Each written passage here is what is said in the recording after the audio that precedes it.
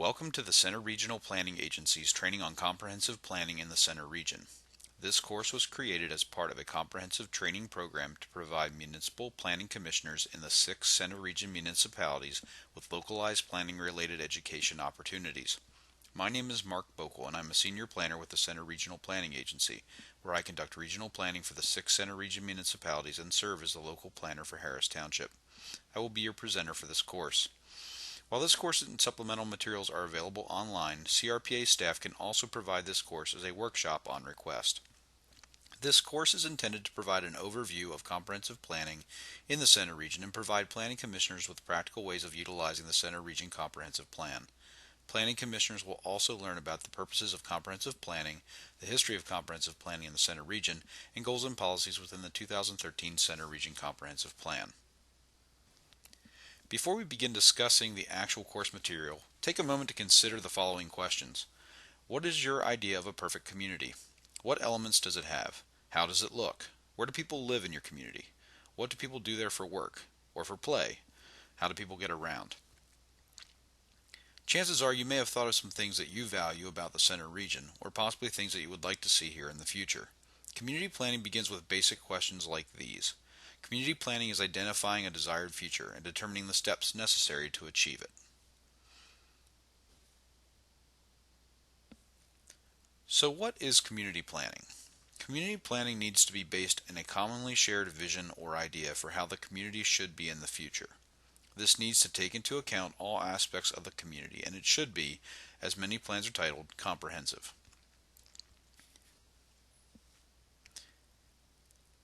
A comprehensive plan for the community should contain not only a vision of what is wanted, but the actions needed to achieve what is envisioned. A good analogy is baking a cake. If you know what type of cake you want, you would find a recipe and assemble the ingredients needed to bake the cake. The comprehensive plan contains a vision for what is wanted, and it should also contain the ingredients needed to achieve that vision. Why do we plan? For starters, we plan for change. Change is something that some residents may be fearful of, but communities change at varying rates and in different ways, regardless of how residents may feel about it. Change happens everywhere, and planning for that change is very important. Even if residents are entirely happy with the community the way it is, steps may be necessary to ensure that the desirable qualities remain there in the future. We also plan to save what is important. This can include a wide variety of resources and qualities. Open space and farmland, access to clean water, and historic structures are a few examples of things that we might plan to preserve for the future. We also plan to improve where needed. This might include new facilities to meet a growing population, improvements to existing facilities that are in need of such, or improving how we as a community handle issues that can have detrimental impacts. Planning is also a great way to save money. Knowing what you want can help you take appropriate actions to achieve what is desired in a cost-effective way. Consider the Amish barn raising photo on the right. There are dozens of workers crawling over this structure, each with their own specific role in seeing the building is completed. They have a plan on how to achieve what is wanted. If everyone had shown up without a plan and began working in an uncoordinated fashion, lumber would have been wasted, progress would have been slow, and the overall structure may have been far different than what was intended. Another reason that we plan is that without a community plan, someone else would do it. Imagine your municipality has a large vacant lot that is adjacent to a housing development and an elementary school. What would be an appropriate use there? How would the property be used? Would an industrial waste disposal site be appropriate? What about a commercial feed and meat packaging facility? If there was no plan for appropriate uses for that portion of the community, how would the community decide what uses are okay? In this instance, any proposal would result in a reactive response from the community. Planning is proactive and sends a clear message to current and future residents, business owners, and other stakeholders of how the community should grow and develop over time. So what tools do we have at our disposal to help us plan? The primary tool that is used in the Center Region and in most Pennsylvania municipalities is the Comprehensive Plan. In the Center Region, a regional comprehensive plan guides future growth and development in all 6 Center Region municipalities. Municipalities can also adopt specific area plans for smaller geographic areas. In the Center region, there are several examples of these types of planning efforts, including the State College Land Area Plan, the Half Moon Patton Area Plan, and the recently adopted Boalsburg Small Area Plan. Another extremely important tool are municipal zoning ordinances, which ultimately help to implement plans. It's important to note that a zoning ordinance is not a plan, but rather a tool for implementation.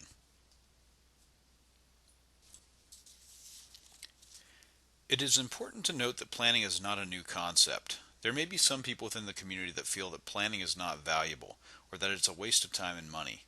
But planning has been an important tool used by communities since the very first civilizations, and can be witnessed in archaeological sites across the globe.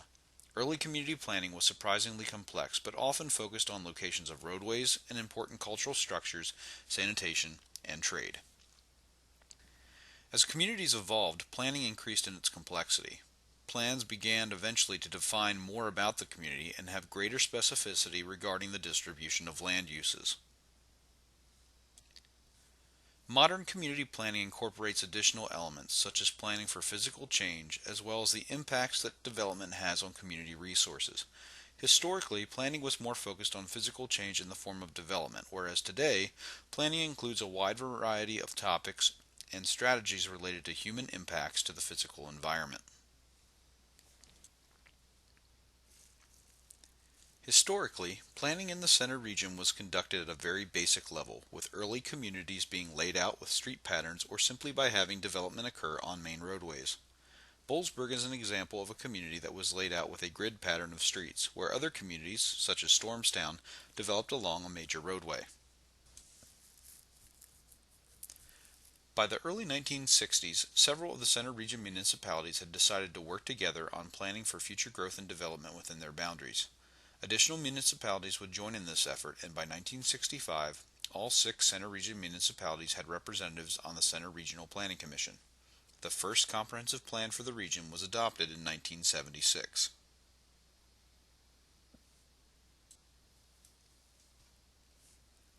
All municipalities in Pennsylvania are required to have a plan for wastewater treatment within their jurisdictions.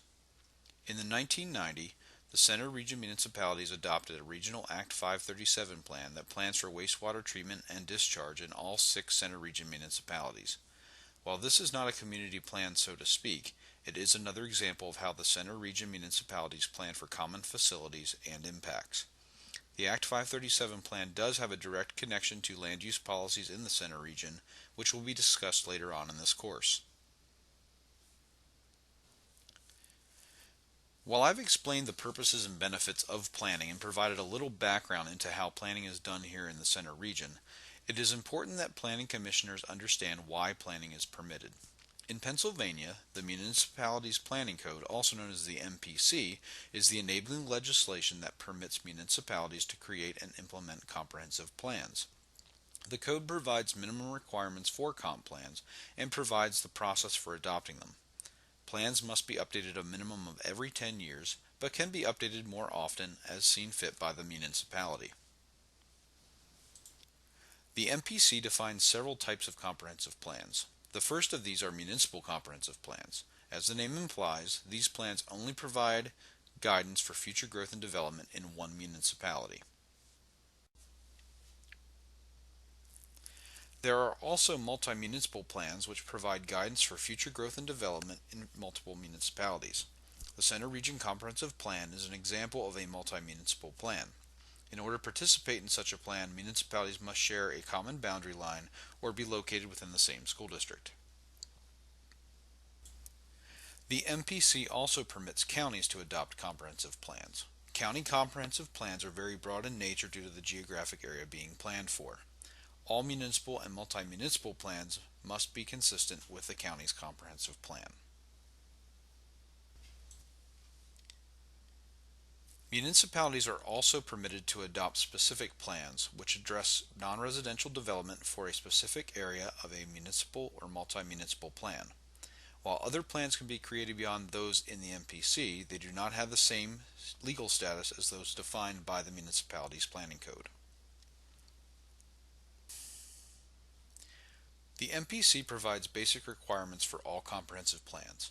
The MPC requires that plans contain all of the following: a statement of objectives for future development, a plan for land use, a plan to meet the housing needs of present and future residents, a plan for movement of people and goods, a plan for community facilities and utilities, a statement of interrelationship amongst components within the plan, a discussion of implementation strategies for the plan, a statement indicating that the plan is consistent with neighboring municipalities, a plan for the protection of natural and historic resources, and a plan for the reliable supply of water.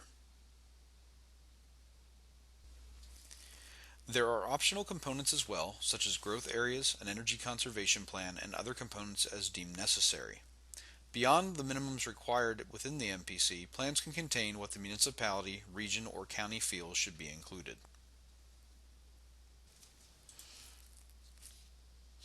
There are specific benefits that are available to municipalities that participate in a multi-municipal plan. These benefits cannot be obtained in single municipal plans alone. The center region municipalities are able to take advantage of these benefits due to their participation in a multi-municipal comprehensive plan. The first such benefit is that land uses can be planned for at the multi-municipal level rather than at the municipal level only. The MPC requires that municipalities provide for all land uses, which means that every use needs to be permitted and be able to be developed somewhere within a municipality. With a multi-municipal plan, uses can be planned for at a scale of the planning area. For example, one municipality may permit quarries while another permits landfills. Without participating in a multi-municipal plan, each municipality would have to provide for both quarries and landfills. Multi-municipal plans can designate growth areas. The Center Region Comprehensive Plan has had a defined growth boundary since 2000, but there were targeted growth areas included in the 1976 plan. While municipal plans can also include growth areas, there is greater impact by planning with adjacent municipalities in a multi-municipal plan, since you can coordinate where growth will be provided in a larger area.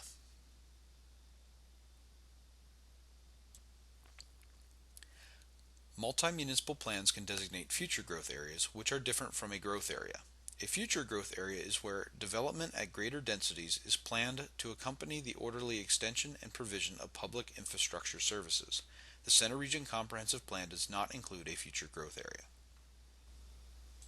Multi-municipal plans are also permitted to designate rural resource areas where rural resource uses are encouraged and enhanced. Development that is compatible with or supportive of such uses is permitted, and public infrastructure services are not provided except in villages. Essentially, these are areas that the municipalities in the planning area agree should be reserved for rural uses in the future.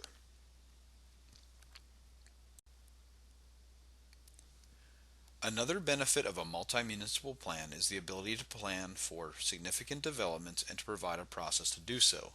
In the center region, a development of regional impacts process exists to evaluate requests to expand the regional growth boundary and sewer service area.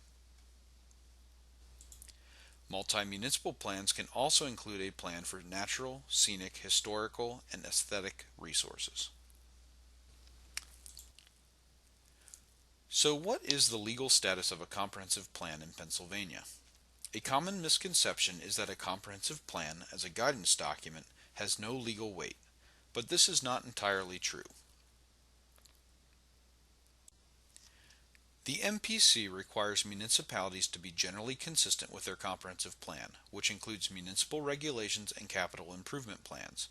If something is being proposed that is inconsistent, the plan must be changed to ensure consistency.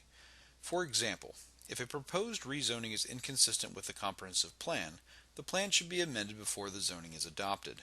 Adopting inconsistent zoning regulations may not result in any long-term consequences, but it could open the municipality to legal challenges which are costly and time-consuming. The MPC also requires state agencies to consult municipal comprehensive plans and to be generally consistent in their actions. Once a plan is developed and adopted, the key to getting the maximum benefit out of it is to ensure that the plan is implemented. While the plan is being drafted, it is important to ensure that what is being proposed can indeed be done. Goals and policies should be specific enough that the implementation actions can be identified and carried out. The adoption and administration of land use regulations are key to implementing comprehensive plans. Regulations should be revised to be consistent with the comprehensive plan and should be regularly reviewed and updated. New ordinances should not be adopted unless they are generally consistent and will further the plan's goals and objectives. A municipal official map is another means of implementing a comprehensive plan. Official maps include future public facilities such as roadways and parks. A good example of how an official map can be used to implement a comprehensive plan is with designated future growth areas. If higher density development is planned for in a particular area, it would make sense to identify future roadways and other public facilities in that area on the official map. The capital improvement plan is another tool that can be used to implement a comprehensive plan. Needed infrastructure and other improvements can be planned for and carried out through a CIP. Planning commissioners should have a basic understanding of the process used to create a plan, whether it is a comprehensive plan or a plan for a smaller portion of their municipality.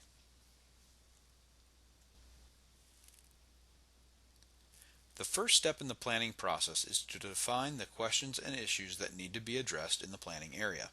Issues will vary by municipality and region. Is the population in the area growing or declining? How is the population changing demographically? And what types of growth pressures is the municipality or multi-municipal area experiencing? These are some examples of issues that should be considered in a comprehensive plan, but not all issues can be addressed. The next step is to study the past and current aspects of the community, such as demographics, housing, economics, etc. Knowing previous trends is key to understanding a community's trajectory. Once background studies are complete and there is general consensus on what the plan should include, the next step is to determine how issues will be addressed and what is ultimately envisioned. It is often a good idea to reference what other municipalities in similar situations may be doing. As goals are identified, they should be organized into plan components and complemented with actionable statements that can be completed during implementation. One of the most important, if not the most important steps in the planning process is to receive community feedback. Ultimately, a comprehensive plan is a plan for the community and therefore it should be broadly supported by the community. There really is no limit to how much public input can be obtained, only that it should. Open houses, work groups, surveys, and community involvement during plan development are just a few ways of ensuring that the plan isn't being created in a vacuum. Once the plan has been written and vetted by the community, the next step is adoption. For a multi-municipal plan, each municipality must adopt the plan. One component of a comprehensive plan is an implementation strategy, and once adopted, that strategy can begin. As the plan is implemented, it may be necessary to review and revise the plan on a periodic basis as conditions change. As was noted early on in this course, the 6 Center Region municipalities participate in a multi-municipal plan known as the Center Region Comprehensive Plan. The first Center Region Comprehensive Plan was adopted in 1976 and was subsequently updated in 2000 and 2013. The plan applies to all 6 Center Region municipalities, eliminating the need for each municipality to maintain a separate comprehensive plan limited to their geographic boundary. This section of the course will go over major plan policies in the 2013 Center Region Comprehensive Plan and how municipal planning commissioners can utilize them as they serve their municipality. The first major policy of the plan is the regional growth boundary, which defines where the majority of future growth should be directed. Growth can still occur outside of this boundary, but should do so at lower densities that do not require public services. This line is coterminous with the Act 537 Plan's sewer service area, ensuring that public sewer is reserved for areas inside of the boundary. Public sewer is a limited resource in the center region, so limiting its availability to areas where growth is anticipated and directed will help ensure that it is available when development occurs. The plan contains numerous goals, objectives, and policies related to the preservation of agriculture. The growth boundary plays a role in ensuring that growth does not extend haphazardly into rural areas, but it is also important that municipal regulations support the agricultural industry. The plan contains numerous policies that municipalities can implement to strengthen agricultural zoning and help preserve this important industry. The plan encourages the protection of natural resources such as wetlands, groundwater, surface water, hillsides, and forests.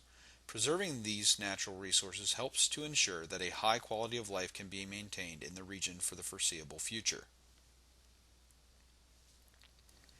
As in any community, the ability to move people and goods is of utmost importance. The comprehensive plan encourages the installation of additional facilities to provide for more modes of transportation, the facilitation of alternative fuels, and to generally improve connectivity amongst all transportation modes. The Center region was designated a bronze level bicycle friendly community in 2012. The protection of neighborhoods was identified as a major plan policy in the 2013 Comprehensive Plan. This policy perhaps has the most meaning in the Borough of State College and portions of surrounding municipalities that have faced growth pressure in existing neighborhoods as well as a conversion of single-family dwellings into rentals. The plan contains policies related to where higher density housing should be directed as well as protecting single-family residential neighborhoods from the impacts of higher density housing. Housing in the Center region, specifically affordable housing, is a key issue addressed in the plan. Housing prices in the Center region are generally higher than what can be found in other portions of Center County. These higher housing prices can be attributed not only to the overall density of the region, but also to the presence of the university. The plan's goals and policies recommend the development of strategies to provide affordable housing, as well as adequately zoned land to meet future housing needs. Economic development is a major component of the 2013 plan, and the plan references an economic development assessment completed by the Center region in 2009. The assessment provided, amongst other things, numerous recommendations on how the Center region municipalities could streamline processes to improve review times. In conclusion, planning commissioners should strive to have a good understanding of comprehensive planning, the planning process, and the contents of the Center Region Comprehensive Plan. Commissioners should utilize the plan where possible to provide findings of fact when making recommendations or taking official action. The plan can also be utilized on an annual basis as work programs are developed. Ultimately, the plan should be used as a guide for action as opposed to just a reference. Some key takeaways from this course include: comprehensive planning helps to guide change in the community. The plan should be reflective of the community's long-term goals for growth and development. Planning can be done at varying scales and should be done prior to making any major investments or code amendments. Planning does take time regardless of the scale at which it is done, but the benefits of planning are well worth the effort. The Pennsylvania Municipalities Planning Code provides minimum requirements for comprehensive plans, but does not place restrictions on how plans are assembled or constructed. Plans should take into account all community aspects that can be addressed by local government. The Center Region municipalities participate in a multi-municipal plan. This plan provides specific benefits that cannot be obtained through municipal plans alone. One such benefit is the ability to provide for all land uses at a regional level rather than in each municipality. Plans, in order to be effective and valuable, must be implemented. Implementation occurs in a variety of ways, and municipal planning commissioners should utilize the Center Region Comprehensive Plan on a regular basis. That concludes this online PowerPoint presentation regarding comprehensive planning in the Center Region. For more information on the planning in the Center Region, please visit our website at www.crcog.net/planning. Thank you.